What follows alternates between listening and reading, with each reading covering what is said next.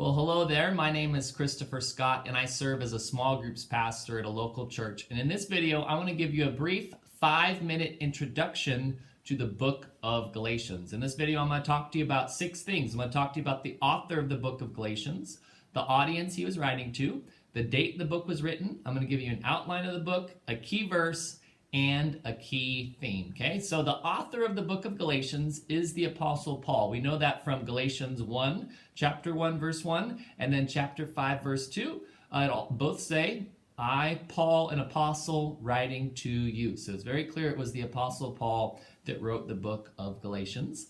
The audience that Paul was writing to, writing the book of Galatians to, is the believers in the area of Galatia. Okay, that's why we get the name Galatians. He's writing to the believers in the area of Galatia, but there's a small problem with that word Galatia. It means 2 different areas depending on interpretation, right? There is usually, the Galatia could refer to the ethnic-geographical region, which was in the north. That's the older ethnic-geographical region in the north.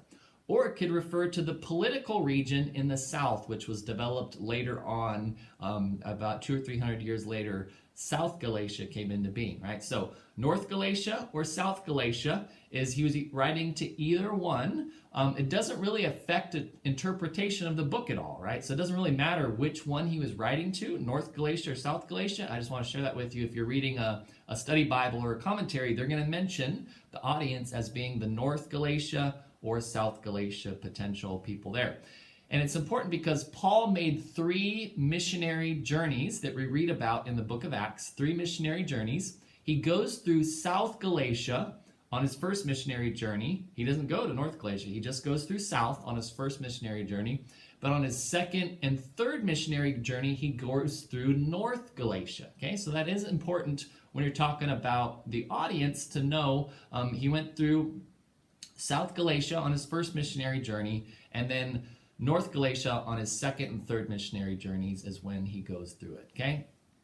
And the audience that Paul's writing to, the people in Galatia, are people that were newer Christians, newer believers, that were taught the gospel by Paul on one of his missionary journeys. But since Paul had left, there were some people that had come in called Judaizers, okay? From Judaizers, that were teaching the believers in Galatia that in order to be righteous, in order to be counted as righteous and just before God, they had to keep the law, right? They had to keep circumcision and other elements of the law. And so Paul is writing to them to teach them, no, the law has been done away with.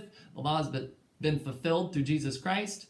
That the people in Galatia are made right and justified by God through their faith in Jesus Christ. Okay, so that's the audience that he was writing to, the believers in Galatia that were struggling with these Judaizers that were coming in, trying to teach them that in order to be just and righteous, they had to keep the law of Moses. Okay, now the date the book of Galatians was written, there's 2 popular dates based on the region that people believe Paul was writing to. So one date you might see out there is 57 AD. That means that Paul was writing to the believers in North Galatia because he didn't go there until his second and third missionary journeys. So he couldn't have written the book until he had been through there, all right? So that's the later date, 57 AD.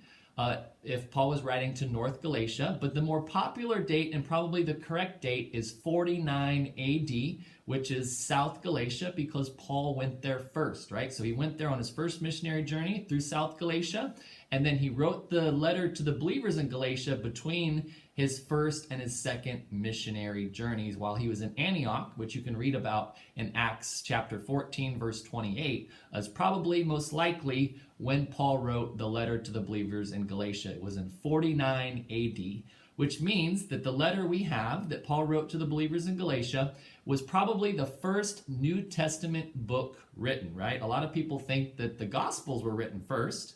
In fact, they weren't written until the middle 60s AD. Christ died between 30 and 36 AD. The Gospels, Matthew, Mark, and Luke, were written in the middle 60s, and then the Gospel of John was written in 90.